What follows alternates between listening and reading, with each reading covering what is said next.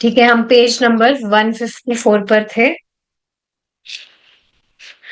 जिस पर कल देखिए डिस्कशन चल रहा था। गांधी जी का देहांत हो गया था, उनको गोली लग गई थी। तो उसके बाद में अभय ने वल्लभ भाई पटेल जी को लेटर लिखा था, जिसमें उन्होंने बताया था कि महात्मा गांधी जिस तरह का आचरण कर रहे थे, ही वॉज ऑलमोस्ट अ वैष्णवा। और जिस तरह से वो भगवत गीता का पाठ वगैरह करते थे, शाम को प्रेयर्स वगैरह करते थे, तो उनके जो फॉलोअर्स हैं या और भी बाकी लोग हैं, उनको भी इस तरह से गांधी जी को फॉलो करना चाहिए। Then they would develop the highest qualities in their character. Abhay had a second suggestion. अब दूसरा सजेशन भी उन्होंने क्या दिया? Gandhi was known for his attempts to enable the lower classes to enter the temples.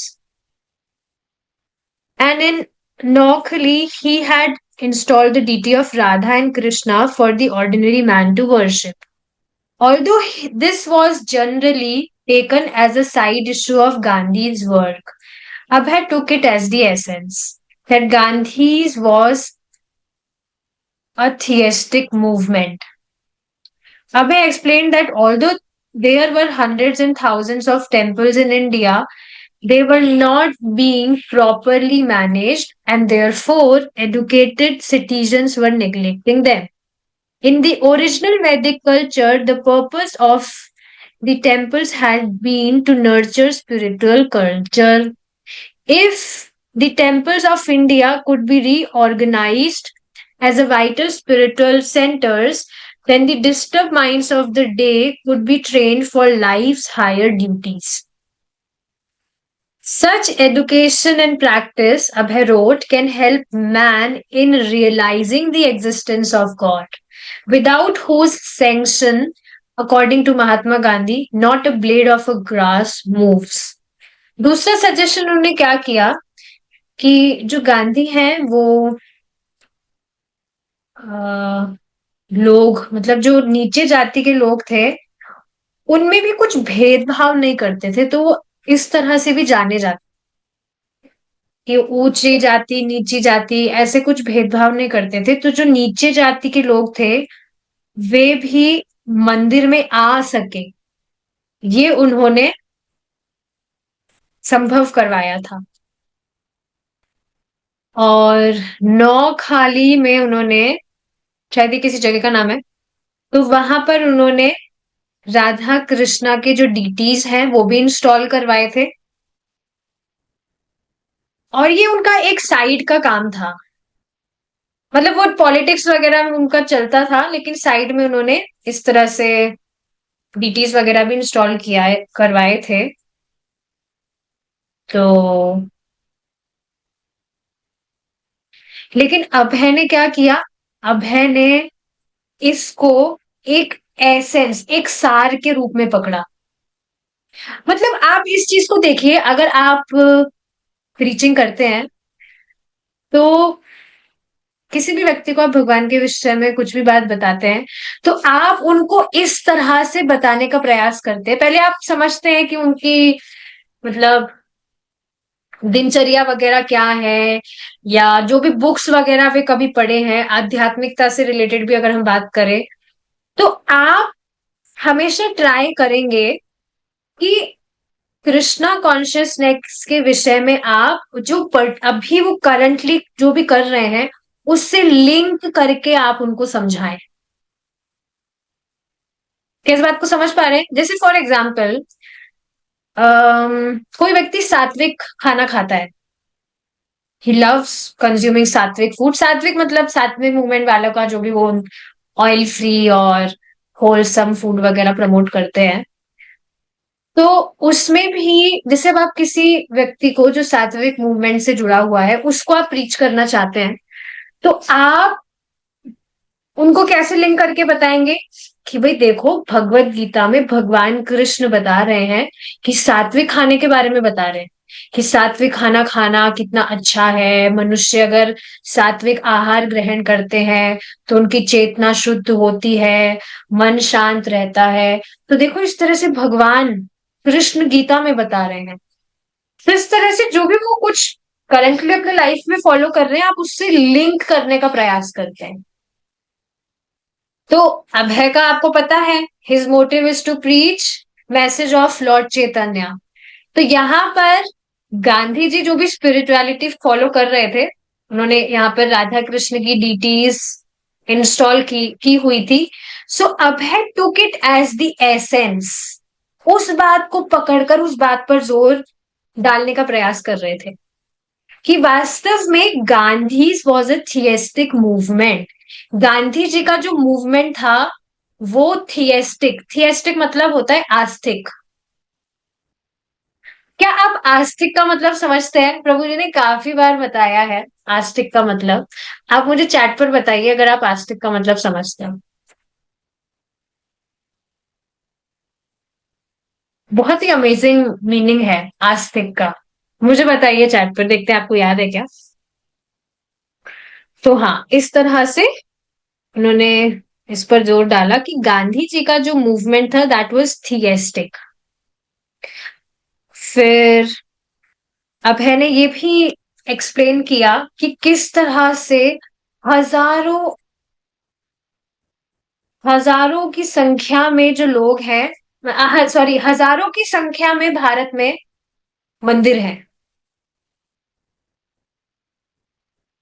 लेकिन वो अच्छे से मैनेज नहीं हो रहे थे। लगता है किसी को भी आस्तिक का मतलब नहीं पता है। Very bad. देखिए, आस्तिक का मतलब ये नहीं होता भगवान। आप देखिए, जर्नली समझते हैं theistic means who believes in God, who believes in the existence of God, जो भगवान में विश्वास रखते हैं। लेकिन आस्तिक का मतलब ये नहीं है। क्योंकि आप देखेंगे जो लोग हैं वो सामान्य दिखते ही हैं, भगवान की हम पूजा पाठ करते हैं, हम भगवान में विश्वास करते हैं, लेकिन वास्तव में आस्तिक का मतलब होता है शास्त्रों पर श्रद्धा रखो, व्यक्ति की शास्त्रों पर श्रद्धा हो। फिर कुछ लोग आपको दिखेंगे पूजा पाठ कर रहे हैं लेकिन भगवत गीता भागवतम नहीं मानते, या कुछ भी पूजा पाठ भी कर रहे हैं तो वो शास्त्रों के अकॉर्डिंग हो ये जरूरी नहीं है। तो आस्तिक का मतलब होता है शास्त्रों पर श्रद्धा। तो शास्त्रों के ज्ञान के अनुसार प्रामाणिक रूप से व्यक्ति भगवान की भक्ति करे। तो हाँ, बहुत सारे भारत में मंदिर थे लेकिन वो अच्छे से मैनेज नहीं हो रहे थे। और इसी कारण से जो एजुकेटेड सिटीजन्स, मतलब जो पढ़े लिखे जो लोग हैं, वो इन सबको नेग्लेक्ट कर रहे थे। देखिए, ये बहुत ही मतलब अजीब सी बात है, और ये कोई नई बात नहीं है, आपने खुद ने भी देखा ही होगा। जैसे कोई भी व्यक्ति भगवान में आस्था रखता है, स्पेशली अगर कोई व्यक्ति पढ़ा लिखा है, तो वो समझेगा अरे ये लोग बैकवर्ड है, they don't know how to, I mean they don't know this is modern, modern era, modern age है ये। तो यहाँ पर ये क्या भगवान, ये क्या भावुकता वगैरह, भगवान में आस्था रखना, ये सब सिर्फ कल कल की बात है। हाँ, हमारे घर में एक व्यक्ति आए थे, तो ही वॉज अ फोटोग्राफर। तो मतलब जिस तरह से आजकल जो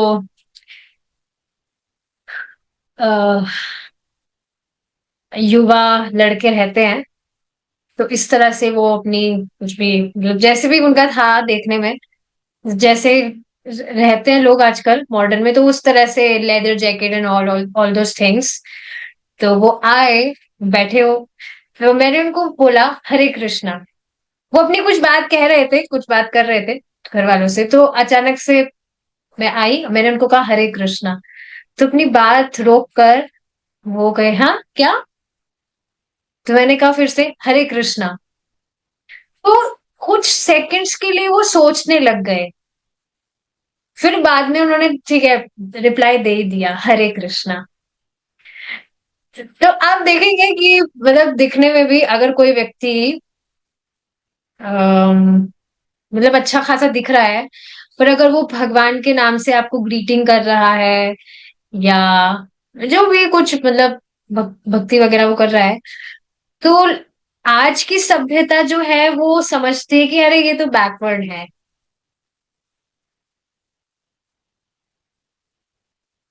but this is really not true.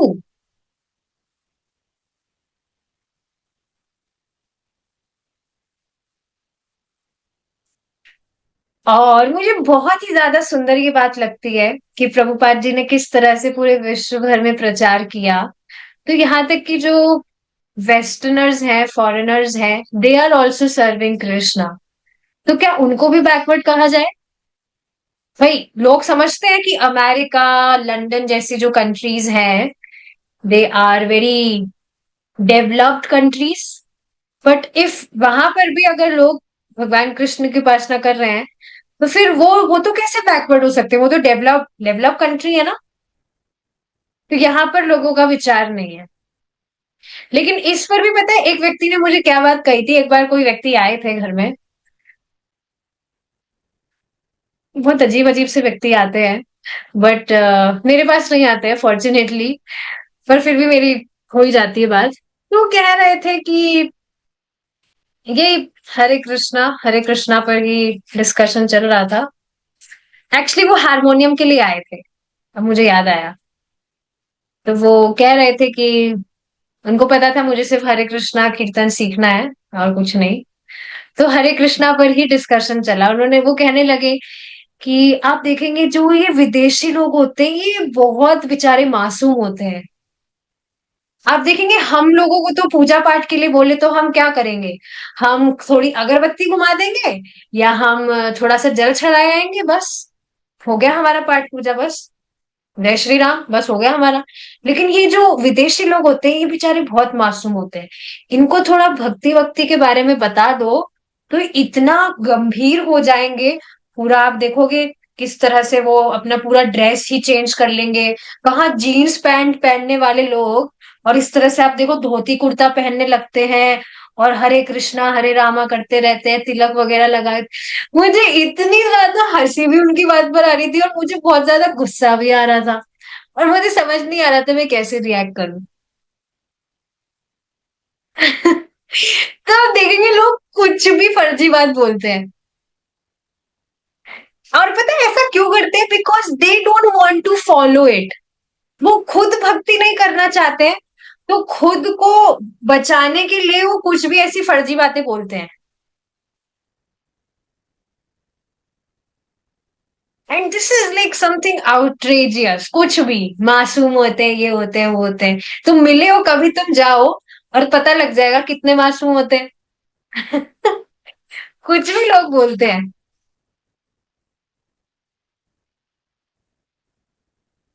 तो ये बात आई थी कि जो एजुकेटेड सिटीजन्स है दे वर नेग्लेक्टिंग देम। आगे बताया जा रहा है कि वैदिक कल्चर में क्या होता है, वैदिक सभ्यता में क्या होता है, कि जो मंदिर है उनका उद्देश्य क्या है? कि व्यक्ति अपनी आध्यात्मिक जीवन में प्रगति करे।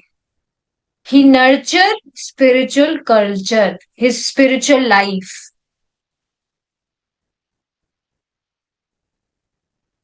तो ये चीज यहाँ पर बताई जा रही है।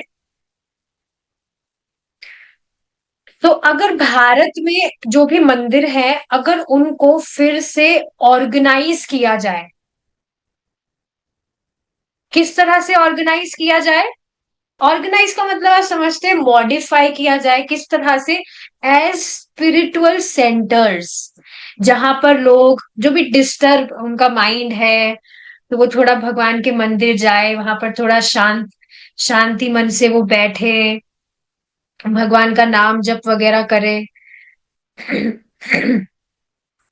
तो वास्तव में इस तरह से भक्तों के संग में इस तरह से रहकर वे भगवान की अनुभूति कर सकते हैं आगे जाकर। It can help man in realizing the existence of God.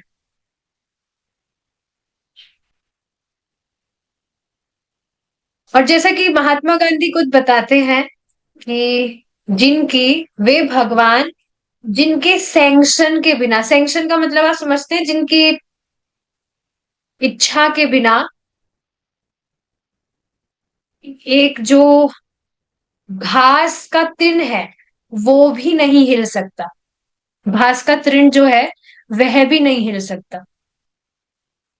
तो उन परम ईश्वर को व्यक्ति वास्तव में जानने लगे, अगर इस तरह से वातावरण में वो बैठे। तो देखिए ये बात आप समझ रहे हैं, जो यहाँ पर बहुत इंपॉर्टेंट बात समझाई जा रही है कि व्यक्ति को ऐसा वातावरण मिलना बहुत जरूरी है जहां पर वो आकर भक्तों के संग में बैठे और भक्ति करे। ऐसा वातावरण, ऐसा एटमॉस्फेयर होना बहुत जरूरी है। आप खुद देखिए, इस बात को सत्यापित करेंगे। आप जब भक्ति में नहीं थे तो आपने कभी ऐसा माहौल आपके आसपास में देखा ही नहीं था जिसमें लोग इस तरह से साथ में आकर भक्ति करते हैं। Is it not? अब तो ठीक है, फिर भी हम मतलब भक्तों के समाज में जुड़े हुए हैं तो दिख जाते हैं भक्त। लेकिन आप देखेंगे पहले तो भक्त कभी दिखते ही नहीं थे। अभी भी ऐसा नहीं है कि भक्त घूमते रहते हैं, बहुत कम ही दिखते हैं जो वैष्णव तिलक लगाकर घूम रहा हो। लेकिन आपने देखा होगा, एटलीस्ट मुझे पता है इस चीज का, when I was not in Krishna consciousness, तो कभी भक्त देखने को ही नहीं मिले थे कि कोई वैष्णव तिलक लगाकर घूम भी रहा है क्या। मैंने कभी भी किसी व्यक्ति को नहीं देखा। और ऐसा नहीं कि पहले कुछ मतलब पहले तो कुछ काम ही नहीं था घूमने फिरने की जगह, कभी यहाँ घूमना है कभी वहां घूमना है, और कुछ काम ही नहीं था इधर उधर घूमने फिरने की जगह, लेकिन फिर भी कभी देखा ही नहीं। पर आप देखिए जब इस तरह का वातावरण मिला, इस तरह से जब हम जूम पर कनेक्ट हुए थे, तो हमने देखा अरे वाह, इतने सारे लोग मतलब ज्वाइन होते हैं। और ये नहीं कि मतलब अलग अलग सिटीज से और अलग अलग कंट्रीज से भी। तो जब दिखते हैं कि इतने सारे भक्त साथ में आके भक्ति कर रहे हैं, तो अपने आप दूसरों को देखकर, क्या बोलते हैं उसको, खरबूजा खरबूजे को देख कर रंग बदलता है, ऐसे कुछ मुहावरा है।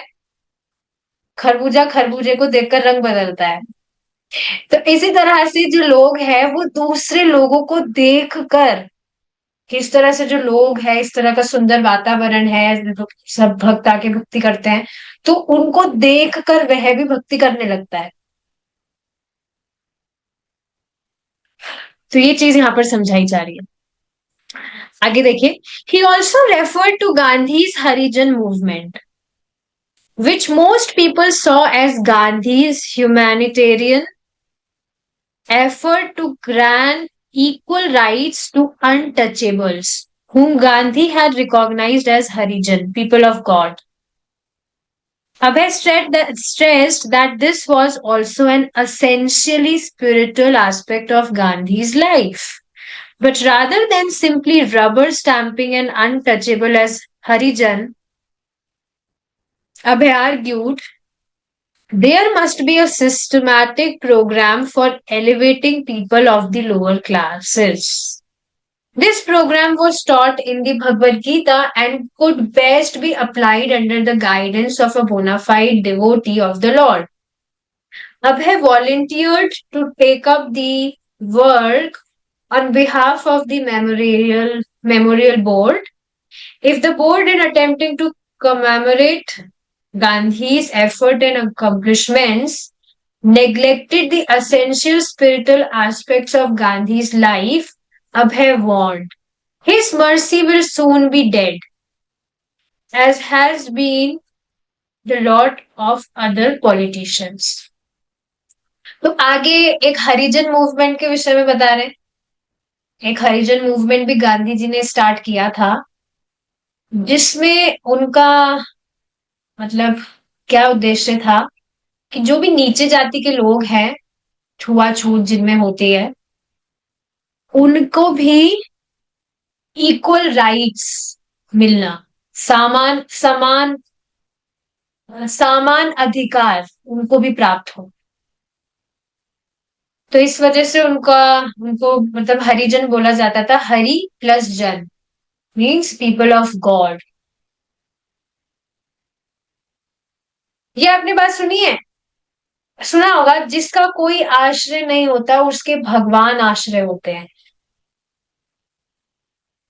तो ये कुछ उसी से लिंक है कि भाई ये नीचे जाति के लोग हैं, इनको कोई आश्रय नहीं दे रहा है, छुआछूत करते हैं, सो दैट्स वाई हरिजन। लेकिन वास्तविकता क्या है? सभी के आश्रय एकमात्र भगवान ही है। ये हमारे मिथ्या अहंकार और हमारे भ्रम के कारण हम यहाँ इधर उधर आश्रय लेते रहते हैं, और जिसका परिणाम निराशा ही होता है। तो यहाँ पर ये बात बताई जा रही थी कि ठीक है, उन्होंने ये हरिजन मूवमेंट चालू किया, लेकिन अब है आर्ग्यूड एक सिस्टमेटिक प्रोग्राम होना चाहिए जिससे ये जो लोअर क्लास के लोग भी हैं ये एलिवेट बने। देखिए, व्यक्ति अपनी अ, अज्ञानता के कारण ही इस तरह से ऊंची जाति नीची जाति करता रहता है, लेकिन वास्तव में है तो सभी मनुष्य ही, और सभी की जो चेतना है वह उत्तम ही है। हर कोई व्यक्ति ही भक्ति करके अपना संबंध भगवान से स्थापित कर सकता है। इसमें तो कुछ ऐसा रूल नहीं है। तो हाँ, ये बता रहा है कि एक सिस्टमेटिक प्रोग्राम से ही ये जो लोअर क्लास के जो लोग हैं वो एलिवेट हो सकते हैं। और ये जो प्रोग्राम है ये भगवत गीता में पढ़ाया गया है, बताया गया है भगवान के द्वारा। और ये किसके द्वारा, मतलब किसकी गाइडेंस में इसको पढ़ा जाना चाहिए? भगवान के जो बोनाफाइड डिवोटी, मतलब एक जो परंपरा में जो भक्त आ रहे हैं प्रामाणिक रूप से परंपरा में, उनसे सुना जाना चाहिए, उनसे पढ़ा जाना चाहिए। देखिए, ये बात तो आप बिल्कुल स्पष्ट समझ ही रहे होंगे कि प्रामाणिक रूप से ज्ञान लेना कितना ज्यादा इंपॉर्टेंट है। प्रामाणिक का मतलब है उसमें देर इज नो कॉन्कॉक्शन, कुछ भी अडल्ट्रेशन नहीं है। एज इट इज, जैसे भगवान ने दिया बिल्कुल वैसा आ रहा है। और ये कितना ज्यादा इंपॉर्टेंट है। अगर कुछ भी व्यक्ति ने स्पेकुलेशन कर रहा है, किसी भी ऐसे व्यक्ति से आप सुन रहे हैं जो स्पेकुलेशन कर रहा है, सो इतना ज्यादा वो डेंजरस है।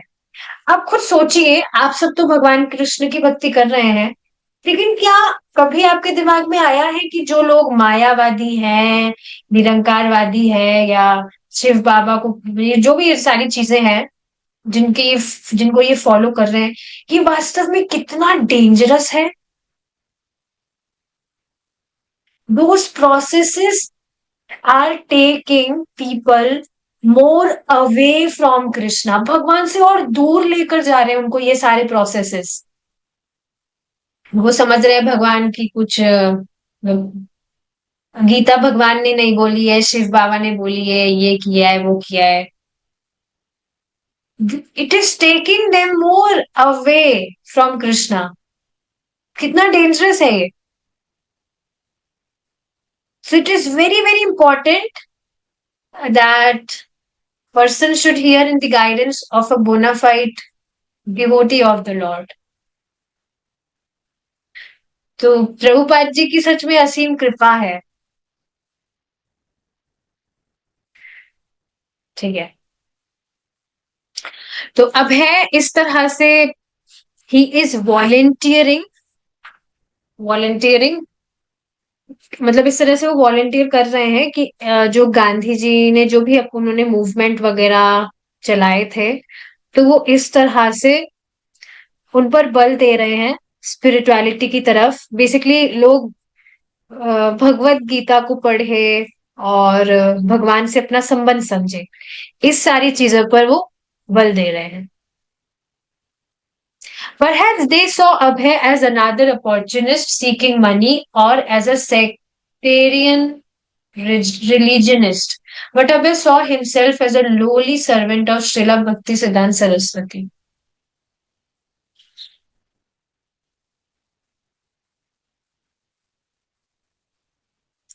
ठीक है, आगे बढ़ने से पहले एक और बात यहाँ बताई जा रही है। अगर जो भी बातें अभय यहाँ पर बता रहे हैं लोगों को फॉलो करना चाहिए, अगर ये चीजें नेग्लेक्ट की जाएगी, तो जैसा कि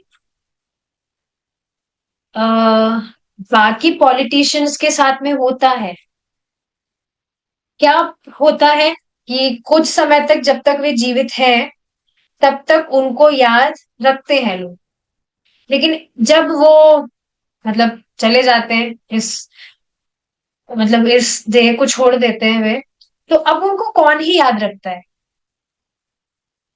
और उनको याद करने से हो भी क्या जाएगा? तो his memory will soon be dead as has been the lot of other politicians.